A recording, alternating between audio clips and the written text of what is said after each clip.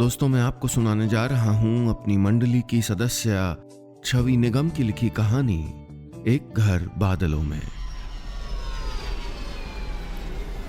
कितना अच्छा हो अगर हम इन बादलों में घर बना के रहने लगे और कभी जमीन पे उतरना ही ना पड़े। हवाई जहाज की खिड़की के बाहर नजर टिकाए हुए मैंने अपना सर ओम के कंधों पर टिका दिया। वो मेरे माथे पर झूलती लट को अपनी उंगली पर लपेटते हुए मुस्कुरा दिया। अरे टप से टपक पड़ेंगे हम दोनों नीचे। मैं नाराजगी में सीधे होके बैठ गई। इतना भी क्या प्रैक्टिकल होना, थोड़ी देर और हनीमून वाला मूड बना रहने देते ना। उसने मेरी हथेलियों को थाम लिया। उन पर मेहंदी के हल्के होते लाल रंग में अभी भी उसका नाम नजर आ रहा था। अपने उसी नाम को सहलाते हुए वो संजीदा हो गया। अच्छा चलो सांची, तुम्हारी प्लानिंग चलने देते हैं। बादलों में घर, सूरज की धूप में उठना, चंदा की चांदनी में सोना, बारिश में नहाना और आते जाते हवाई जहाजों से लिफ्ट मांगना। अरे भाई, वरना ऑफिस कैसे जाऊंगा? अब ये मत कहना कि अगले बादल पे ऑफिस भी इमेजिन कर लूं। सर ना में हिलाते हुए मैं खिलखिला पड़ी। हालांकि अंदर ही अंदर धुकधुकी भी थी कि इन प्यारी कल्पनाओं के परे सचमुच वाले घर में माँ यानी ओम की मम्मी भी तो होंगी। क्या मैं उनके साथ एडजस्ट कर पाऊंगी? क्या वो मुझको अपना लेंगी? इसी उहापोह के बीच हमने लैंड कर लिया और एयरपोर्ट से बाहर आकर टैक्सी में बैठ भी गए। तभी ओम की आवाज से मेरा ध्यान टूटा। हेलो माँ। हाँ, हम आराम से आ गए। और क्या कर रही थी आप? मैंने देखा कि उधर से आता जवाब सुन के ओम के माथे पर बल पड़ते जा रहे थे और आवाज कुछ सख्त हो आई थी। क्या आप किचन में थी? अरे आपको समझाया था ना, इतनी परेशान मत हुआ कीजिए। खैर चलिए, बस घर पहुंचने वाले हम लोग। ओम की संजीदगी देखकर मैंने धीरे से पूछा, माँ ठीक तो है ना? तो उसके चेहरे का तनाव दूर होने लगा। उसने मुस्कुराते हुए मेरी नाक पकड़कर हिला दी। देखो, अब तुम भी माँ की तरह सबकी चिंता करने की आदत मत डाल लेना। मैं मुस्कुरा दी। मम्मी लोग तो चिंता करती ही हैं, लेकिन ओम की माँ की फिक्र कुछ अलग तरह की लगी थी मुझे। शादी के वो शुरुआती 6-7 दिन मुझको फिर से याद आने लगे। तब रस्म और रिवाज की गहमा गहमी के बीच जिस तरह माँ ने मेरा ख्याल रखा था, मुझे छोटी बड़ी बातें समझाई थीं, रिश्तेदारों से मेरी बचकानी नादानियां छिपा ली थीं, मेरा मन उनसे बंधने लगा था। लेकिन तब भी कुछ बातें मुझको खटकी थीं। कभी कभी लगता था जैसे वो किसी अदृश्य दीवार के पार चली जाती हों। इतने शोरगुल के बीच उनकी गुमसुम खामोशी मेरा ध्यान खींचती थी। उनकी बड़ी बड़ी आंखों के भीतर कहीं एक गहरी उदासी थी जो उनके मुस्कुराने के बावजूद जाती नहीं थी। हो सकता है कि उनके इस बर्ताव की वजह थकान रही हो, फिर भी कहीं कुछ तो अजीब सा था जो इस वक्त सोचते हुए मेरी उलझन बढ़ा रहा था। हमारी टैक्सी अब एयरपोर्ट से निकलकर दिल्ली की सड़कों पर दौड़ रही थी और पिछली सीट पर बैठे हुए मैं और ओम अपनी अपनी सोच में डूबे हुए थे। रेडियो पे बजती माई नी माई मुंडेर पे तेरी बोल रहा है कागा की धुन बड़ी भली लग रही थी। बाहर शायद बरसात हुई थी क्योंकि स्ट्रीट लाइट्स में झिलमिलाती सड़क नम थी, या शायद ये नमी मेरी आंखों की थी। पापा मम्मी बेहद याद आ रहे थे। तभी अपने गालों पर मुझे आंसू पोंछती ओम की उंगलियां महसूस हुईं और कानों में फोन पर बतियाते उसकी शरारती आवाज सुनाई दी। जी, हम लोग आराम से पहुंच गए। हाँ, अब घर जा रहे हैं। पर आपने ये तो बताया नहीं था कि आपकी बिटिया इतनी रोंदू है। लीजिए, बात कीजिए। मैंने झूठ मूठ उसको घूरा, लेकिन अंदर ही अंदर उसकी सेंसिटिविटी, संवेदनशीलता खुश कर गई कि उसने खुद मेरी मम्मी को फोन मिला दिया था। मैंने गला साफ किया। Hello mummy. हाँ ठीक हूँ। अरे ये ओम तो ऐसे ही। और फिर मैं मम्मी की हिदायतें सुनने लगी। हर माँ की जैसी आम हिदायतें कि जैसे नए घर में क्या करना है, क्या नहीं करना है, कैसे ओम और उसकी माँ का अच्छे से ख्याल रखना है, और जाते से ये नहीं कह देना है कि मुझको साइकोलॉजी में पोस्ट ग्रेजुएशन के लिए कॉलेज में एडमिशन लेना है। पहले अपनी सासू माँ की मर्जी देखनी है, अच्छा खाना बनाना सीखना है, पग फेरे पर वापस आने की तैयारी करनी है, और भी न जाने क्या क्या। ठीक है मम्मी, कहते हुए मेरा मन कुलांचे भर रहा था कि पग फेरे पर मायके कब जाऊंगी, कितने मजे होंगे मेरे, क्या क्या मस्तियां करूंगी। हम घर पहुंचे तो माँ बाहर बरामदे में बैठी इंतजार कर रही थी। हमें देखते ही वो बाहर निकल आईं। अपने लंबे बालों को क्लचर में बांधे हुए, गहरे बैंगनी और काले रंग के सलवार सूट को सलीके से पहने हुए वो अच्छी लग रही थीं। मुझे ख्याल आया कि जब वो मेरे लिए अपनी बनारसी सिल्क की गुलाबी साड़ी निकाल रही थीं तो करीने से रखी उनकी खूबसूरत साड़ियाँ और सूट देखकर मेरा तो दिल खुश हो गया था। लेकिन मैंने उनको हमेशा गहरे और उदास रंगों के सादे कपड़े पहने हुए ही देखा था। हमारे कमरे को छोड़कर पूरे घर के पर्दे, कुशन कवर, चादरें वगैरह भी ऐसे ही थे, स्याह, मटमैले, भूरे, काही, गहरे कत्थई। मैंने आगे बढ़ के उनके पैर छुए तो उन्होंने मुझे प्यार से चिपटा लिया और बोली, हमेशा खुश रहो मेरी लाडली बिटिया। पीछे से ओम बोला, अरे इतनी जल्दी पाला बदल लिया माँ, अब मेरा क्या होगा? उसकी झूठ मूठ वाली मासूमियत देखकर मुझको हंसी आ गई। माँ भी मुस्कुरा दी, लेकिन उनकी मुस्कान इतनी फीकी थी मानो जबरदस्ती कोशिश की गई हो। मैंने महसूस किया कि उनकी हथेलियां बिल्कुल सर्द हैं। मैंने पूछा, आप ठीक तो है ना? अचकचा के उन्होंने हाँ में सर हिला दिया, लेकिन उनकी आंखों में एक अजीब सा डर था। मैं उनकी हाँ को स्वीकार नहीं कर पा रही थी। उनकी तकलीफ अब कुछ कुछ मेरी समझ में आ रही थी, लेकिन पूरी तरह समझना अभी बाकी था। सुबह की धूप का गुनगुनापन मुझे महसूस हो तो रहा था, लेकिन उठने का मन ही नहीं कर रहा था। लेकिन जब मेरी उनींदी निगाहों ने खूबसूरत सी दीवार घड़ी में 9 बजते देखे तो एक झटके में मेरी सारी नींद भाग गई। हे भगवान कहते हुए मैं उठ बैठी, ओम को झंझोड़ कर जगाया और जल्दी जल्दी तैयार होकर बाहर भागी। बाहर डाइनिंग टेबल पर माँ बैठी चाय पी रही थीं। उनके गीले बाल खुले हुए थे और माथे पर छोटी सी बिंदी बहुत प्यारी लग रही थी। मैंने शर्मिंदगी से कहा, सॉरी माँ, लेट हो गई, कल से अलार्म लगा लूँगी। ब्रेकफास्ट क्या बना लूँ? वो मेरा हाथ पकड़कर बैठाते हुए बोली, इतना परेशान मत हो सांची, मेरी तो आदत ही है जल्दी उठ के ये सब करने की, तुम बैठो। मैं फिर उठ गई। आपके लिए कुछ बना लाऊं? पोहा अच्छा बनाती हूँ मैं। तो वो ज़ोर से बोली, कहाँ ना, बैठ जाओ, गैस के नज़दीक जाने की कोई ज़रूरत नहीं है। मेरे हाथों पर उनकी पकड़ बेहद सख्त थी। आंखें फैली हुई और चेहरा लाल हो आया था। वो किचन की तरफ ऐसे देख रही थी मानो मुझे लेकर उनको कोई डर या आशंका हो। कुछ ही पलों बाद वो उठकर किचन में चली गईं। मैंने झांका तो देखा कि वो गौर से गैस के बर्नर्स देख रही हैं। फिर जब वो लौटी तो सामान्य लग रही थी। हौले से मुस्कुराते हुए उन्होंने मेरा गाल थपथपा दिया। बेटा, अभी तो तेरी मेहंदी भी नहीं छूटी, फिलहाल मेरी लाडली बहू को किचन में जाने की ज़रूरत नहीं है। हाँ, अपने आलसी पति को उठाने की जिम्मेदारी अब तुम्हारी है। तभी पीछे से ओम ने उनके गले में बाहें डालते हुए कहा, आलसी मैं नहीं, आपकी ये लाडली बहू है। तो माँ ने मेरा सर थपथपा दिया। बच्ची है, थोड़ी चंचल है, पर बड़ी समझदार है मेरी बहू। तो मैंने ओम को मुंह चिढ़ा दिया। शाम को मैं टाइम से कमरे से निकलकर रसोई में पहुंच गई। चाय लेकर मैं उनके कमरे की तरफ चल दी। माँ, मैंने आवाज दी तो उनकी धीमी सी आवाज आई, गहरे भूरे रंग के पर्दे हटाकर मैं अंदर पहुंची और स्तब्ध रह गई। वो बेड पर टेक लगाए बैठी थीं। आगे झुके चेहरे पर उनके लंबे बाल झुके थे और मुंदी पलकों से रिसकर आंसू गालों पर ढुलक रहे थे। मैंने पर्दे खोले, लाइट जलाई, उनको पानी दिया, पीठ के पीछे तकिया लगाकर सीधा बैठाया और धीरे धीरे उनका सर सहलाने लगी। उनकी दिमागी परेशानी के बारे में मेरा अंदाज़ा सही साबित हो रहा था। मैंने डिप्रेशन के लक्षणों के बारे में पढ़ा था, एंग्जाइटी के ऊपर नोट्स बनाए थे और बार बार एक ही काम को करते रहने की बेकाबू आदत के ऊपर ढेरों केस स्टडीज पढ़ी थी। इसलिए अब मुझे यकीन था कि मम्मी जिस तकलीफ से गुजर रही थीं उसकी वजह OCD यानी ऑब्सेसिव कंपल्सिव डिसऑर्डर थी, जिसके लिए उनको जल्द से जल्द किसी अच्छे साइकाइट्रिस्ट की मदद चाहिए थी।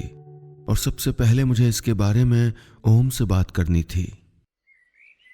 कभी कभी रिश्तों के समीकरण इतनी तेजी से बदलते हैं कि कोई फैसला लेना मुश्किल हो जाता है। वो ओम जो मेरा 15 दिन पुराना जीवन साथी था, वो जिससे मैं पहाड़ की चोटी पर खड़े होकर मेरा नाम पुकारने से लेकर बादलों पर घर बनाने जैसी रूमानी और बेवकूफ़ाना बातें कर सकती थी, उसी ओम से उसकी माँ के बारे में बात करना बेहद मुश्किल लग रहा था। जाने वो इस बात को किस तरह से ले, कैसे रिएक्ट करे। मैं जानती थी कि आजकल लोगों में डिप्रेशन, किस्म किस्म के फोबिया यानी डर, मेनिया और सनक होने जैसी दिमागी समस्याएं बढ़ती ही जा रही हैं। इनके लिए आमतौर पर डॉक्टर के पास जाना ज़रूरी भी नहीं होता। ये भी जानती थी कि इनका होना या ओसीडी किस्म के डिसऑर्डर का डेवलप होना भी कोई इतनी गंभीर बात नहीं है। गंभीर बात है इस किस्म के डिसऑर्डर या मानसिक बीमारियों को स्वीकार न करना। गंभीर है सही वक्त पर मरीज को साइकाइट्रिस्ट या साइकोथेरेपिस्ट के पास इलाज के लिए न ले जाना, और गंभीर है इसे नज़रअंदाज करना और खामोशी से किसी अपने के मर्ज का लाइलाज होना देखते चले जाना। उस शाम माँ के पास बैठी मैं यही सब सोचती रही। जब वो सो गई तो चुपचाप उठकर मैं बाहर आ गई और ओम को फ़ोन कर दिया। उसे पूरी बात बताने की फ़िलहाल हिम्मत नहीं हुई, बस ये बताया कि माँ अपने कमरे में उदास लेटी हुई हैं। ये सुनकर वो कुछ परेशान हुआ, फिर बोला, डोंट वरी, पहले भी कभी कभी होता था ऐसा, कुछ देर में वो अपने आप ठीक हो जाएंगी। मैं समझ गई कि ओम की माँ की तबीयत का थोड़ा बहुत आभास तो पहले से ही था, यानी मेरे समझाने को शायद वो गलत ढंग से नहीं लेगा। मुझे हल्कापन महसूस होने लगा। सोचा खीर बनाकर उन दोनों को सरप्राइज़ दे दूँ। देर शाम तक माँ संभल चुकी थी, लेकिन डिनर के बाद जब मैंने फ्रिज से खीर निकालकर सर्व की तो अचानक उनके चेहरे के भाव फिर बदल गए। अटकते हुए उन्होंने पूछा, ये खीर बनाकर तुमने गैस ठीक से बंद तो कर दी थी ना? और क्या? मैं सहजता से मुस्कुरा दी। अब बताइए तो खीर कैसी बनी? ओम बढ़ चढ़कर तारीफ करने लगा। वाह, इस पे तो तुमको मूवी दिखाना बनता है यार। लेकिन माँ की कुछ डरी डरी निगाहें अब भी किचन की तरफ लगी हुई थीं। ओम, एक बार तुम भी जाके चेक कराओ। खींचते हुए ओम उठा तो मैंने सोच लिया कि जल्द से जल्द ओम को माँ की प्रॉब्लम के बारे में साफ बताना होगा, ताकि वो उनसे नाराज ना हो, ये समझ सके कि वो मजबूर हैं और उनको थेरेपी और दवाइयों की जल्द और सख्त ज़रूरत है। ये बात मेरे मन में घूमती रही। इतने कम वक्त में ही मुझको एहसास हो गया था कि वो अपनी माँ को लेकर बहुत प्रोटेक्टिव है, इसलिए मेरे मन में हिचक तो थी ही। उस रात ओम तो तुरंत सो गया और मैं लेटी ही थी कि बाहर कुछ आवाज़ हुई। दबे पांव बाहर निकलकर मैंने देखा तो सन्न रह गई। किचन के अंदर माँ झुककर गैस के सारे नॉब्स बारी बारी से घुमा रही थीं। फिर उन्होंने लाइटर को दूर सरका कर रख दिया। मैं बिना कुछ कहे वापस लौट आई और मुझे रात भर फिक्र में नींद नहीं आई। सुबह जल्दी उठकर मैंने ओम को चाय दी और बात करने बैठ गई। माँ की उदासी, उनके डर, उनकी बढ़ती हुई चिंता, बार बार गैस चेक करने की उनकी बढ़ती हुई आदत के बारे में बताते हुए मैं उसके चेहरे पर छाई रुमानियत को संजीदगी में बदलते देखती रही। पूरी बात सुनकर कुछ पल वो खामोश रहा, फिर एक एक लफ्ज़ जैसे चबाते हुए बोला, मेरी माँ पागल नहीं है सांची। रिश्ते उस नाजुक डोर की तरह होते हैं जिन पर किसी नट की तरह संतुलन बनाकर चलना होता है। जरा गड़बड़ हुई नहीं कि दिल छन से टूट कर बिखर जाते हैं। माँ के बारे में बात करके आज मैंने शायद वही संतुलन बिगाड़ दिया था। ओम का चेहरा तना हुआ था, जबड़े कसे हुए थे और निगाहें इतनी तीखी कि मेरे अंदर सिहरन दौड़ रही थी। हमारे बीच में अभी भी उसका कहा वाक्य झूल रहा था कि मेरी माँ पागल नहीं है। पर मैंने ऐसा कहा ही कब था? अगर हम एक दूसरे को इतना भी नहीं समझ पाए हैं तो बाकी जिंदगी हम साथ साथ कैसे बिता पाएंगे? अनायास ही आंखों में नमी उतरती महसूस हुई तो मैं उठ के खिड़की के सामने खड़ी हो गई। कुछ देर बाद ओम की थोड़ी मुलायमियत भरी आवाज आई, जस्ट लीव इट सांची, माँ विल बी फाइन। तुम अपनी टेक्स्ट बुक साइकोलॉजी भूल जाओ, ओके? एक बार की मन हुआ कि जाने ही दूं, क्यों उस बात को कुरेदूं जो ओम को तकलीफ दे, हमारे रिश्ते को कमज़ोर करे। लेकिन फिर जहन में माँ की वो तस्वीर आ गई जब उन्होंने मेरे कान के पीछे काजल का ढिठौना लगाकर नज़र उतारी थी। जब शादी के अगले ही दिन थकावट से मेरी तबीयत ख़राब हो गई थी और वो लगातार कभी मेरा सर दबाती रही थीं तो कभी मेरे तलवे सहला रही थीं। मेरे मना करने पर लाड़ से कहा था, तू बिटिया है मेरी, अपनी माँ को अपना ख्याल रखने दे। तभी से मेरे दिल ने उनको अपनी माँ भी मान लिया था। आज उन्हीं की खातिर मुझे एक और कोशिश करनी ही थी। Om, I can't leave this, I just can't. देखो, हम सब अक्सर कुछ चीज़ें दोहराते रहते हैं, जैसे बार बार हाथ धोना, ताला चेक करना वगैरह, जो नॉर्मल है। लेकिन कभी कभी जेनेटिकली या फिर किसी पुरानी घटना की वजह से कुछ कुछ लोगों में किसी चीज़ को लेके डर इस कदर बढ़ता जाता है कि अनजाने ही वो बार बार उन्हीं एक्टिविटीज़ को करने लग जाते हैं। मेरे ख्याल से माँ की एंग्जाइटी और डिप्रेशन की वजह ओसीडी है, यानी ऑब्सेसिव कंपल्सिव डिसऑर्डर। और मैंने पढ़ा है कि एक सीरियस मेंटल डिसऑर्डर है ओम, जिसका ट्रीटमेंट बेहद ज़रूरी है। हम माँ को दिखाते हैं ना, हमारे प्यार, सपोर्ट, थेरेपी, दवाओं से देखना वो बहुत जल्द एकदम ठीक हो जाएंगी। ओम का चेहरा लाल हो गया। यानी तुम्हारे मुताबिक मेरी माँ वाकई पागल हैं, उन्हें इलाज की ज़रूरत है। अब मुझे भी गुस्सा आ गया। अच्छा, जब बुखार या कोई फिजिकल बीमारी होती तो हम फौरन डॉक्टर के पास जाते हैं कि नहीं जाते हैं? फिर दिमागी तकलीफ को पागलपन का नाम कैसे दे देते हैं? इस बीमारी को एक्सेप्ट क्यों नहीं करते? लोग क्या कहेंगे, इस डर से उसको टैबू बनाकर किसी साइकियाट्रिस्ट के पास जाने से कतराते क्यों रहते हैं? बजाय सही इलाज करवाने के किसी अपने में बढ़ता डिप्रेशन और फोबिया देखते रहते हैं। क्यों? कहते हुए मुझको रुकना पड़ा, क्योंकि ओम वहां से जा रहा था। दिन भर मेरा मन बरसात के मौसम में बंधे रखे कपड़ों सा सीलता रहा।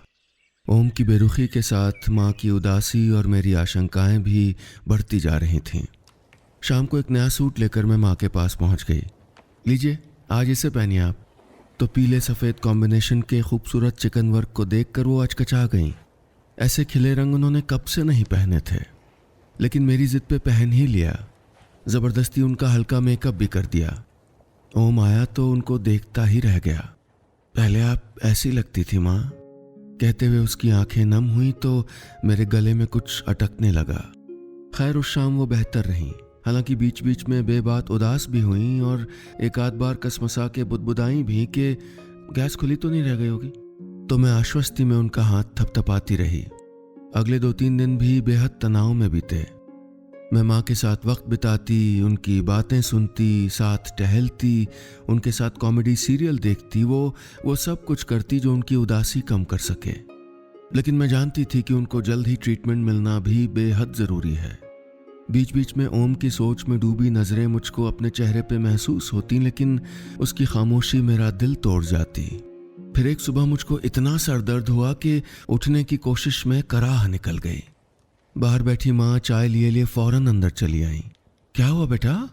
उनकी फिक्रमंद आवाज़ मेरे दिल को भी नम कर गई। वो मेरे माथे पर तेल मलने बैठ गई और ओम सामने बिखरे अखबार के पन्नों में डूब गया। तभी माँ की चीख सुनकर मैं उठ बैठी। उनकी खौफजदा निगाहें अखबार पे जमी हुई थीं और हाथ कांप रहे थे। फक पड़ा चेहरा पसीने से भीग गया था और चाय छलक कर उस हेडलाइन पर फैल गई थी जहां सिलेंडर फट जाने से एक घर में आग लग जाने की खबर छपी थी। लेकिन इस बार वो ओम था जो उनका सर सहला रहा था, उनके हाथों को थामे तसल्ली दे रहा था। चिंता मत करो माँ, सब ठीक हो जाएगा, बुदबुदा रहा था। पहली बार उसकी आंखों में इतनी फिक्र झलक रही थी। लेकिन माँ ने उसका नहीं बल्कि मेरा हाथ कस के पकड़ा हुआ था। इतना भरोसा था उन्हें मुझ पर। उसी शाम मेरी मम्मी का फोन आया। तू तो हमें भूल ही गई कि प्यार भरे उलाहनों के बाद उन्होंने याद दिलाया कि पग फेरे के लिए मुझे मायके आना है, तो मेरे आंसू निकल पड़े। कितना मन था मेरा कि खुशी खुशी मायके जाऊं, लेकिन यहाँ माँ को इस हाल में मुझसे छोड़ा भी तो नहीं जाएगा। मैंने गला साफ करते हुए कहा, वो अभी नहीं आ पाऊंगी। तभी पीछे से ओम ने मुझसे फ़ोन लेते हुए मेरा माथा चूम लिया। दरअसल माँ को हमको डॉक्टर को दिखाना है, बस उनका ट्रीटमेंट शुरू हो जाए और मैं खुद ही सांची को लेके आ जाऊँगा। लेकिन हाँ, साथ ही वापस ले भी आऊँगा, ये भी बता दे रहा हूँ। अब इसके बिना यहाँ कुछ नहीं चलने वाला है। कहते हुए ओम मुझे अपने दिल के नज़दीक समेटता जा रहा था और मेरी मुंदी पलकों में एक बार फिर बादलों में बना घर तैरने लगा था, मेरे ख्वाबों वाला परफेक्ट घर।